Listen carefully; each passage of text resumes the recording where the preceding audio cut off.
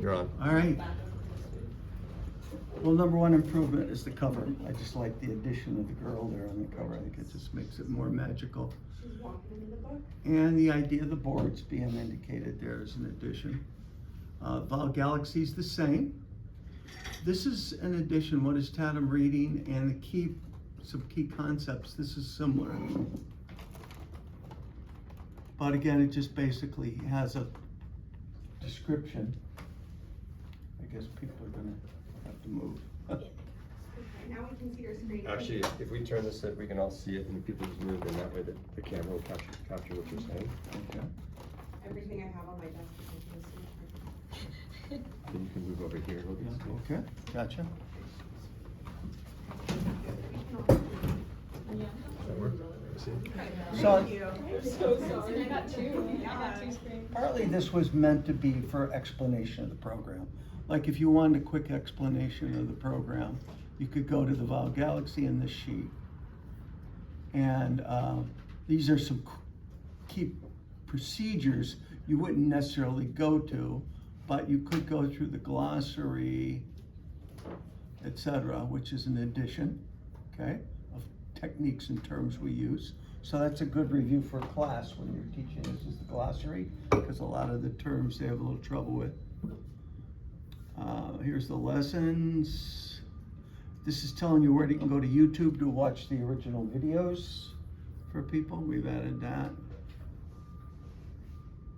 Okay. The diagnostics, the big thing we've added is more depth to it.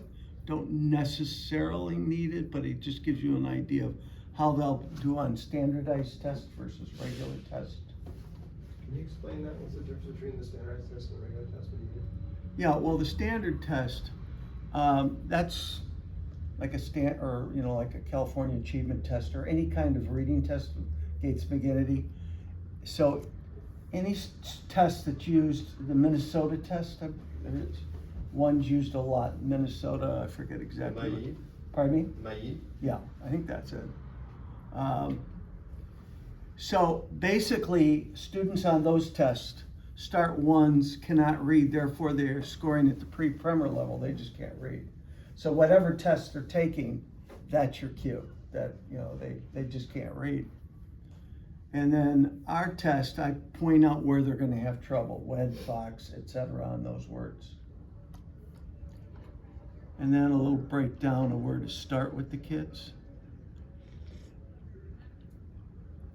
Okay, start 2, same thing. Here, these kids may be scoring at first or second grade. They can read a little on a standardized test. Basically, they can do one-syllable words and they're good at guessing, would be somebody at this level. And then on my survey, they're breaking down at the teams and the blends. This is where a lot of our kids are up. And then here is clean up the consonants and short vowels, begin a full lesson plan, teaching about syllables, follow the concepts sequentially, so it gives you the breakdown. Okay. Books, again, I have different books here listed. All right, start 3 is for the breakthrough reader, and this is a kid. In general, they'll be reading at a grade level between 2.5 and 4, no matter what grade they're at, because they can do 2-syllable words. They're starting to do 2-syllable words. They're good at guessing.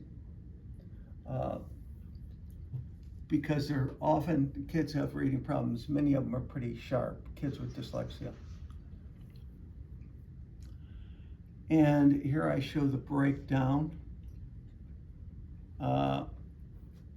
We've added like 3A, 3B. The 3B is where you're doing, the 3A is where you're just doing the vowel tag. 3B, you're doing the vowel tag and change right away. So, and that would be a kid, like rather than going to ghost ship where you have to do the vowel, you quick do a vowel tag and then show the change. That the change is really just moving to that long vowel. And then here we get into what to do in the plan,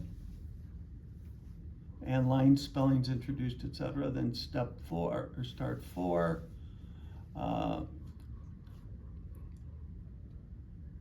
This is just a kid with gaps. They may be a grade level or two below. This is the one we get pretty good growth with, 4s and 3s, because they can make good growth. And the survey, they break down into upper levels of the survey, like 21 to 35. And clean up the consonant, vowels, and it's all stuff that we've kind of said laid out for you. Wasn't laid out. Check the R family, if good, move to diphthongs. If good, move to walkers.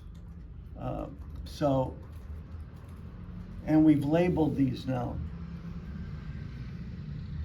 So, and we'll show you when we do the lesson plan. So if somebody is breaking down, I think at our family, they're 4A, at diphthongs 4B, walkers 4C. It just gives a language for something we were just saying. Start at our family. Now we have a language. I have a quick question. Do you have like alterations in how you're teaching comprehensions to the various levels with start 3s and 4s? Actually, I think the program's pretty comprehensive, and we're gonna get into that more in depth. But, at the lowest level, it's who or what did what.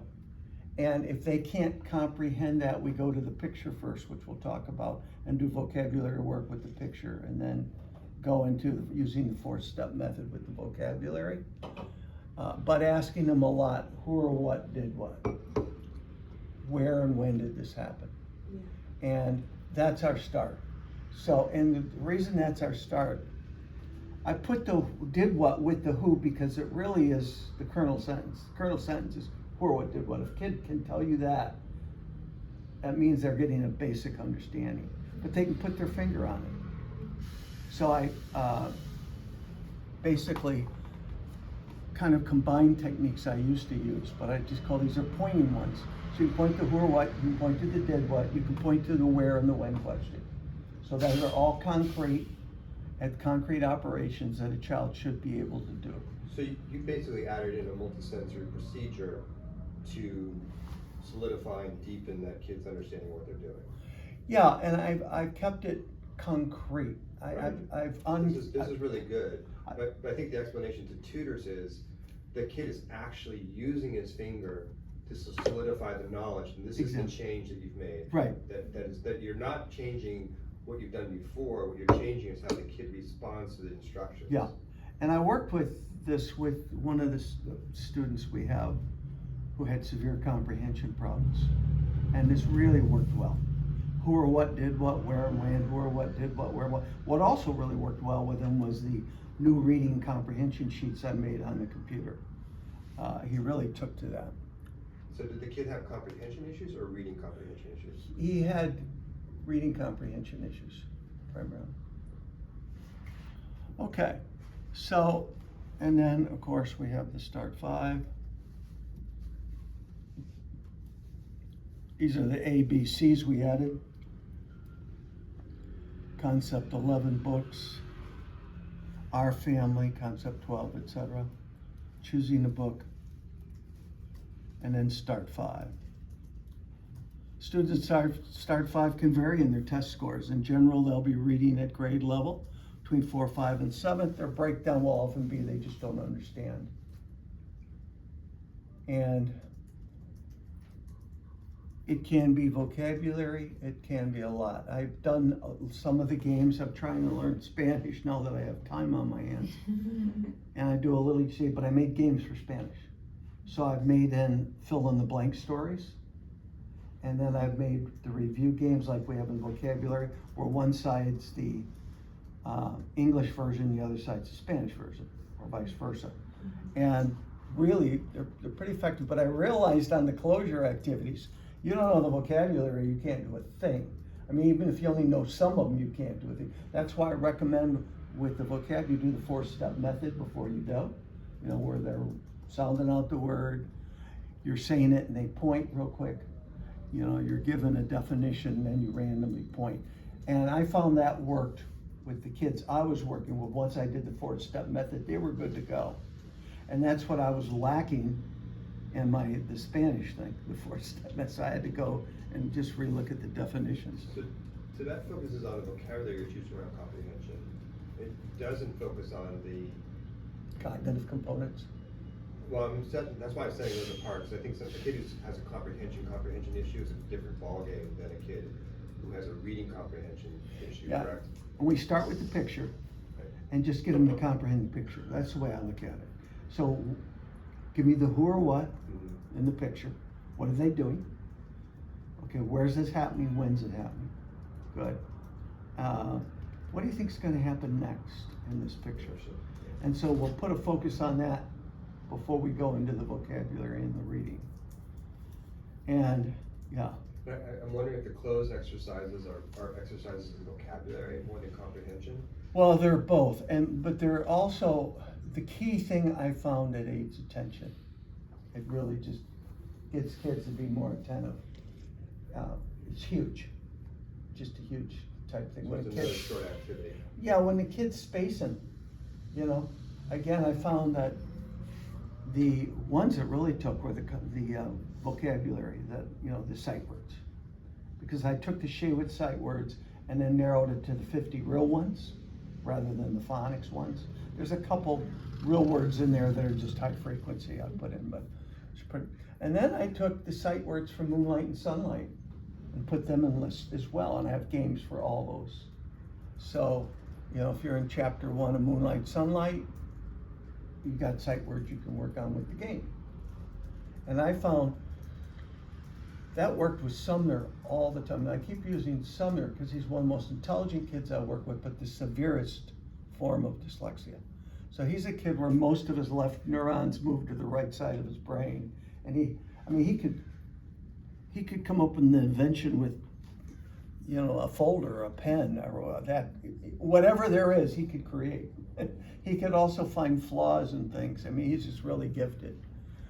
But the left hemisphere is gone, so he yawns a lot because you're growing dendrites. He yawns constantly, and so I found the vocab helps a lot, and then the reading helps as well. You filling in the blank, it makes him more active. But that can collapse too if he's tired. Exhaustion is what really hits the kids.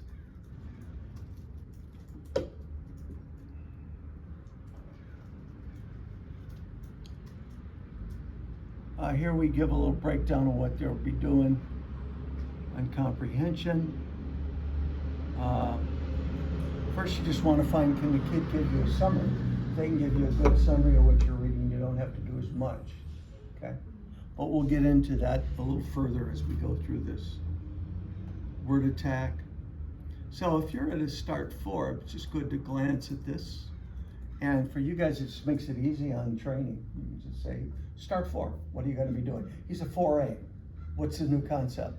Okay, our family. He's a 4B, what's the new concept? What book correlates with that? So it just makes the training easier. Tattum Reading Survey has made some changes. Funny when I was here last. I made changes in this to correlate with the 4A, B, C. And I also made a more pragmatic sentence here so I could find out at this level, does the kid have a basic understanding? Like, I remember I was a child, we went to summer resorts. We would forget our problems and work on having good conversations. We left the urban setting and went to visit the gorgeous harbors. Okay, who or what's doing what? It's more concrete.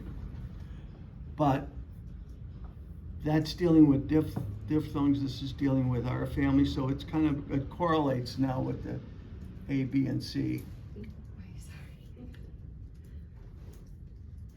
We have one more passage in there.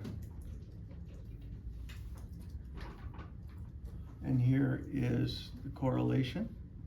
Tells you 3, if it breaks down, 3B, 4A, 4B, etc., 4C. So expanded a bit.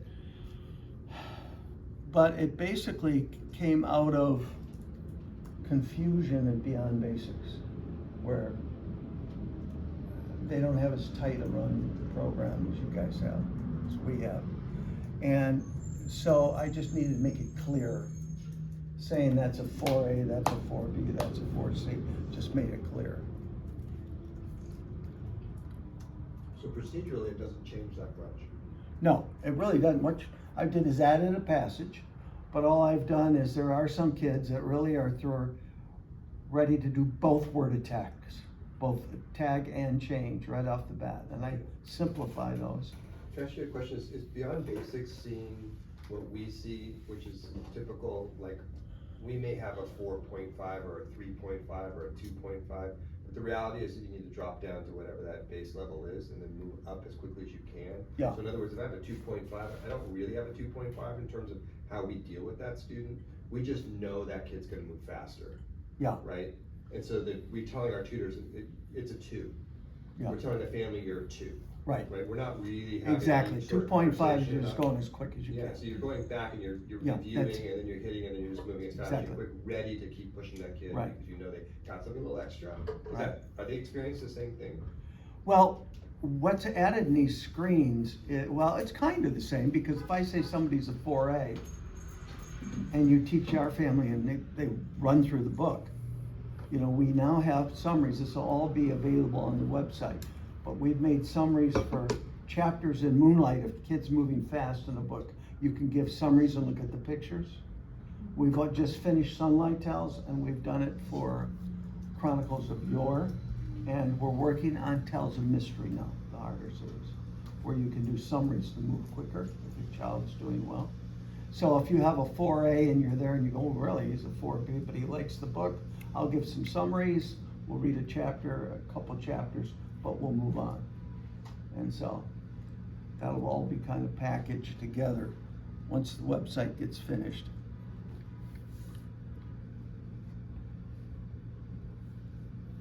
So we have the daily schedule here.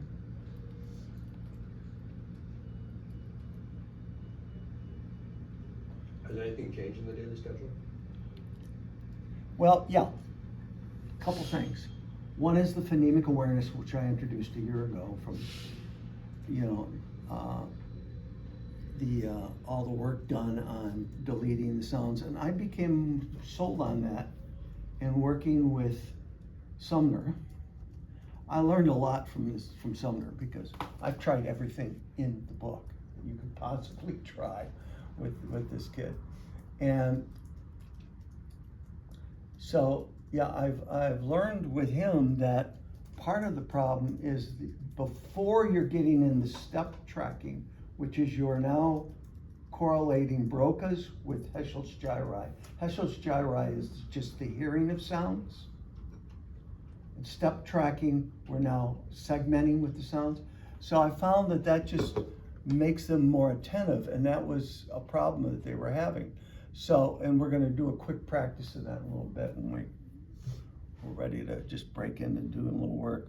But, you know, fit, don't say it. That ability to mentally go it and then pull that is different than this, where you're seeing it, okay? Now, I've made a couple games where you see it, phonemic awareness games, but I say, by the way, I've started adding descriptions to all the games, because I found, like 2 weeks ago, we had trouble with silent E. So I've started adding, I've got descriptions for most done now, but, yeah. I have a quick question. So when you say that you made a change to the schedule to add phonemic awareness, is that with every student? No, No? Okay. usually up to, you know, start 3. Okay. Beginning start 3s if they're like a So 3A. you're already doing a phonemic awareness through step tracking, but are you saying you're doing this off the board? Well, what it is one could say that step tracking is an advanced form of segmenting, blending, etc. But I found like Sumner could do that, but could not do the deletion of the first consonant. Could not get the deletion of the until we worked on it.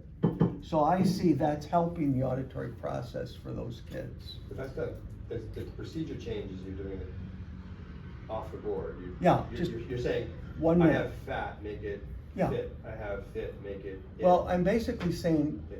fat, and I'll have a sheet we're gonna come to, don't say, I'll have fat, don't say I'll say fat instead of ab, make But it in. he's looking at the tutor. Yeah, he's not looking at the words. Do you have Right. any hand motions that you do with this? Excuse me? Do you have any hand motions that you do with this, or like tokens that you might use? Well, if the kid has trouble, when I go fat, don't say f. I'll go at, don't say f, slow down. Next thing I'll do is put blocks, Yeah. and I'll move the one that there's the change to help teach it.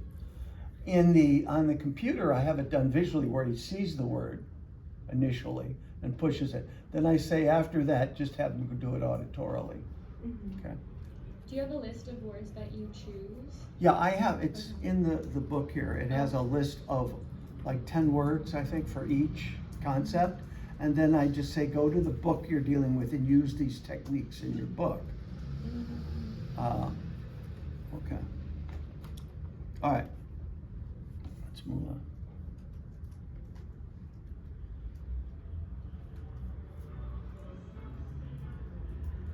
This is really good. Essentials overview, watch the YouTube videos, follow the books, complete the whole lesson, implement procedures, individualization instruction.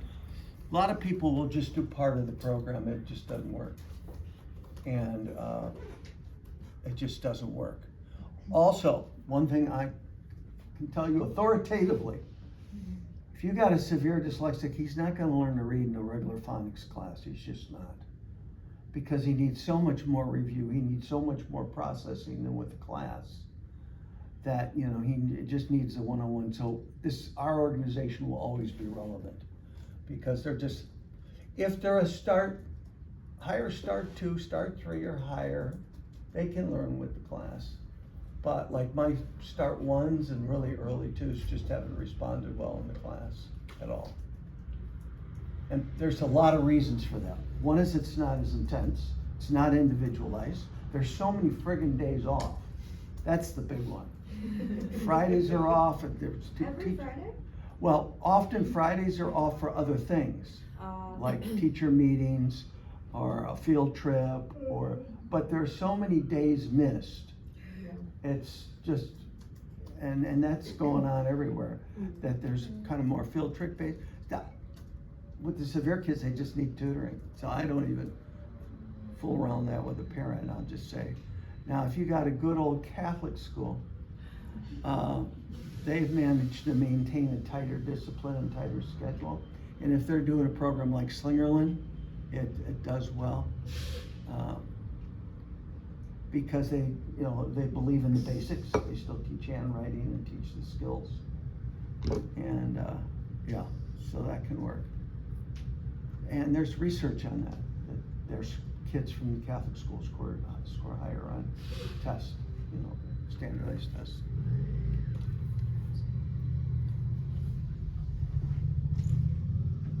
Lesson planner, notice we put include phonemic awareness as needed. Okay.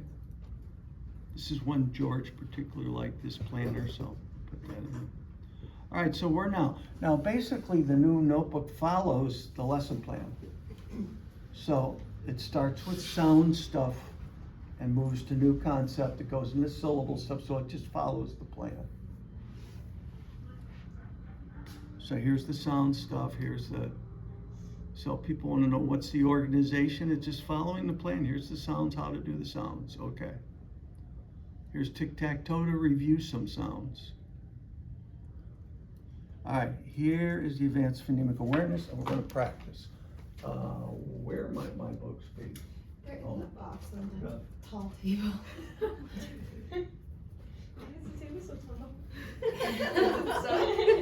Telepathy. Yeah, that's a huge table. You can't get it down. One day you'll stand near it and it'll go down. We could only hire people who are 6'5" or Yeah. How tall can those stools get? Okay. And then